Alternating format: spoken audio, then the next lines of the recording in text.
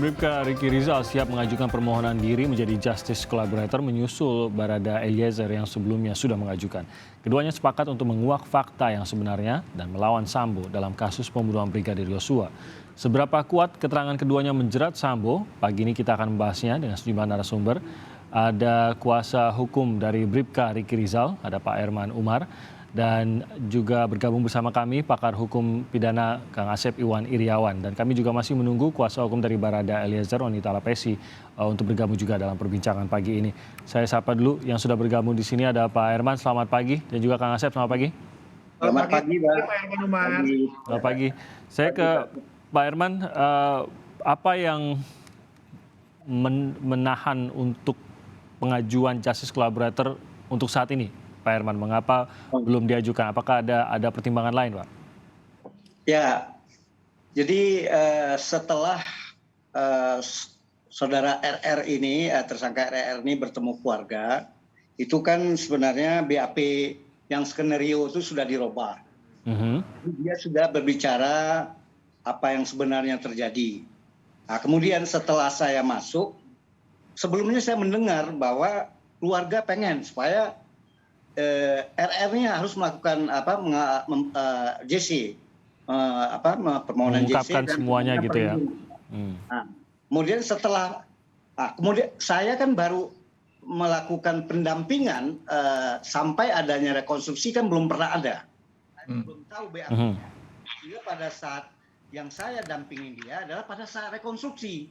Namun demikian, karena saya sudah mendengar sebelumnya dari keluarga bahwa keluarga maupun RR sendiri sudah tersinyal pengen juga karena selama ini tertekan, walaupun setelah itu dia sudah terbuka untuk mempersiapkan surat terhadap permohonan perlindungan kepada LPSK.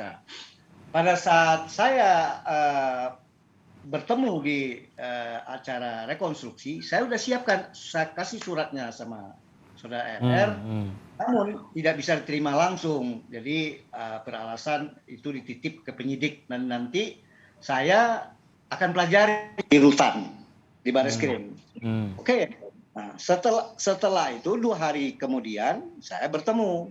Bagaimana, apakah kita kirim, jadi kita mohon maaf Pak, saya agak batuk ya. Nggak apa-apa, Pak. Jadi saya ingatkan lagi bagaimana kita kirim ke surat untuk Justice Collaborator dan permohonan perlindungan diri dan keluarga. Nah, pada saat itu dia menyampaikan ke saya, Pak Herman, bagaimana kalau pertimbangan saya begini, sejak saya membuka persoalan ini setelah diberi dukungan moral dan mental oleh keluarga, kemudian ada Pak Herman juga yang mendukung dan membuat saya lebih berani untuk bicara fakta yang sebenarnya. Kemudian sampai saat ini saya belum ada ada tekanan atau ada intervensi terhadap saya. Jadi saya berpikir surat ini biar saya pegang.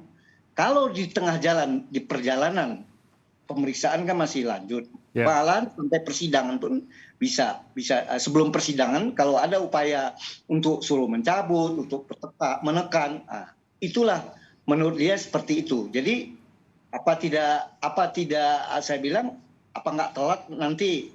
Nah, dia berpikir kan saya udah berbicara apa adanya, Pak. Sementara saya dengar dia paham juga, dia dengar kan harus ada yang signifikan. Fakta atau apa yang dia ketahui itu. Sementara dia merasa sudah menyampaikan. Misalnya masalah kejadian, masalah dia diminta, jadi tidak ada ngerekayasa lagi. Jadi ya saya lihat, ya saya menyampaikan, ya udah berarti itu yang dia sampaikan bahwa dia menunggu melihat perkembangan situasi ke depannya, Pak.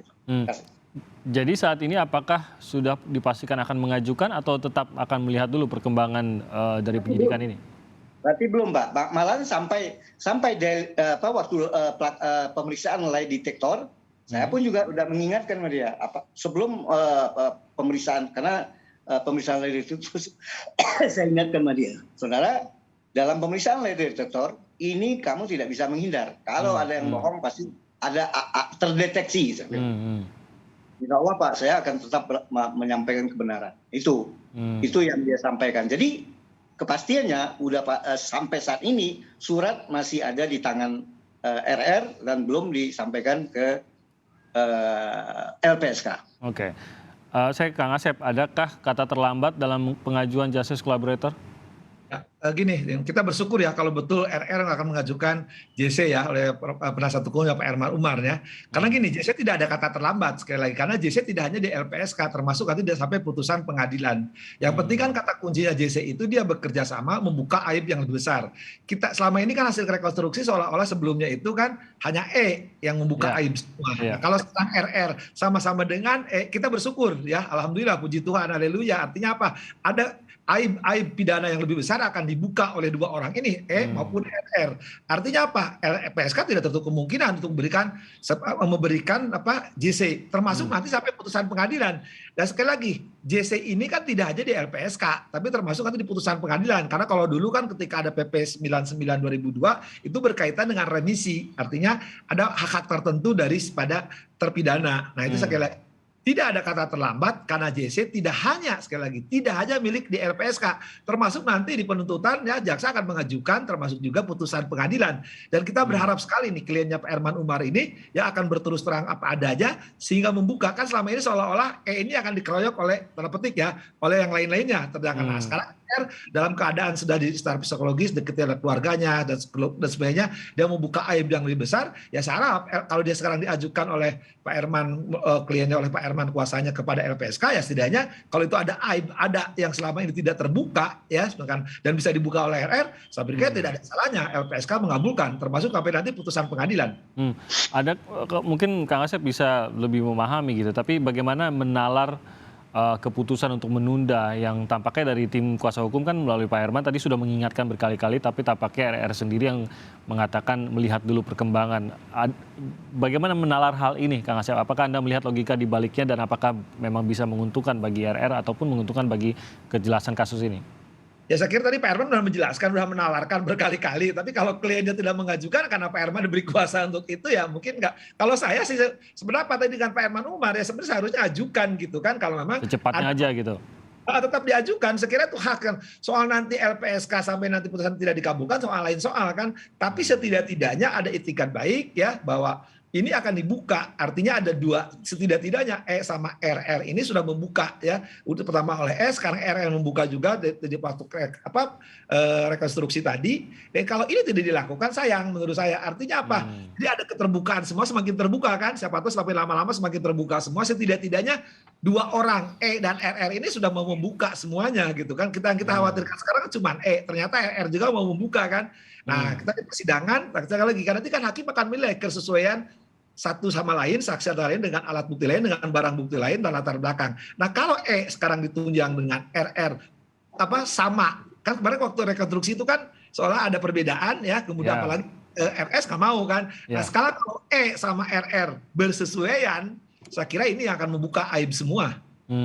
Pak Herman, apakah karena sudah diungkap semua oleh Bribka RR sehingga kalaupun mengajukan kepada menjadi justice collaborator tidak ada hal yang baru seperti yang Anda katakan tadi, toh sudah diungkap semua, tidak ada hal yang baru sehingga ini yang membuat mungkin Bribka RR ragu juga, kalau saya jadi JC apalagi yang bisa saya dalam tanda kutip tawarkan untuk bisa membuat saya disetujui menjadi JC gitu.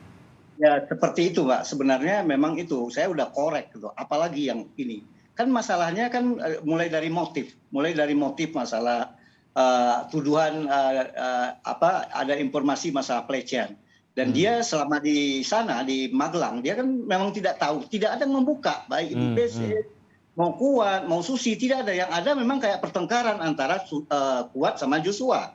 Tidak ada yang menyampaikan bahwa ada itu. Kalau memang ada itu mungkin dia paling tidak ya wah ini adalah dia merasa kok gini Joshua. Itu yang kedua.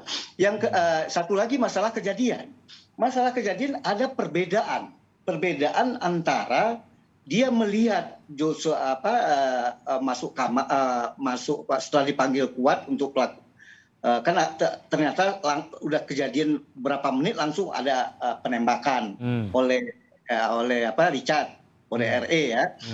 Pada saat itu ya dia bengong karena sebelumnya kan di saguling memang dia ditawarkan untuk menembak. Dia melihat Pak Sambo ini nangis kayak tergoncang dan akhirnya dia menolak, dia tidak mau. Kemudian Ya, dia masih dalam kondisi bengong dan bagaimana ya kondisi batin Shock lah dia. ya. Kemudian turun disuruh manggil si E. Si E naiklah ke atas. Dia lagi bengong di bawah. Yang dalam pikiran dia, menurut dia, apakah benar ini? Ini apa nggak diklarifikasi dulu? Apa langsung ditembak? Nah, itu dalam pikiran dia. Nggak berapa lama, ya mungkin dalam jeda, mungkin dalam beberapa menit, muncul ibu PC mengajak dari Saguling pergi ke Duren 3. Karena mereka PCR dari Magelang itu kan PCR apa? Antigen ya. Kemudian isolasinya di rumah Duren 3. Ya, satu mobil mereka berlima itu. RR bawa mobil, Kuat, Ibu PC, Joshua, Susi. Sampai di sana ya dia masih mundur-mundur mobil, parkir mobil. Kemudian nggak berapa lama dia duduk, Joshua agak di depan duduk di taman itu, dia panggil sama Kuat. Om, kalian dipanggil tuh sama Bapak. Ya, dengan sadar mereka siap-siap dipanggil Joshua. Nah, majulah pertama Joshua, kemudian Kuat di tengah, Ricky di belakang. Kemudian Ricky kenapa agak terlambat masuk? Biasanya di rumah dinas ini selalu pakai membuka sepatu atau sendal. Nah, sementara Joshua sama Kuat dari Magelang itu pakai sendal. Si Ricky sopir pakai sepatu. Dia ada jeda waktu untuk buka sepatu. Nah, pada saat setelah dia masuk itulah kejadian udah terjadi tembak-tembak itu. Ada beberapa kali dia nggak ingat lagi, udah stop gitu ya. Ada masuk HT ini masuk, itu adalah grup dia juga. Kan banyak ajudan lagi yang di luar. Itu namanya Romer. Dia berbalik arah untuk melihat, menyampaikan. Ya mungkin dia mau berbagi ini senjata. Mungkin Romer bertanya ada apa? Kan bunyi senjata. Dia berbalik itu ada 2 langkah ke pintu. Kan orangnya nggak muncul, Romernya. Oh mungkin masih belum apa di depan atau apa. Dia balik arah lagi. Pada saat dia balik arah, yang dia lihat, fakta yang dilihat menurut dia, itu dia Pak Sambo menembak-nembak dinding, menembak-nembak tangga, menembak-nembak arah ke TV. Nah itu yang fakta yang dilihat. Jadi ada jeda yang sehingga dia tidak melihat apa yang lain atau Pak Sambo menembak, dia nggak melihat gitu. Oke, nanti kita ke detail mengenai kejadiannya. Kami akan jeda sebentar dan kembali lagi dengan pembahasannya usai jeda.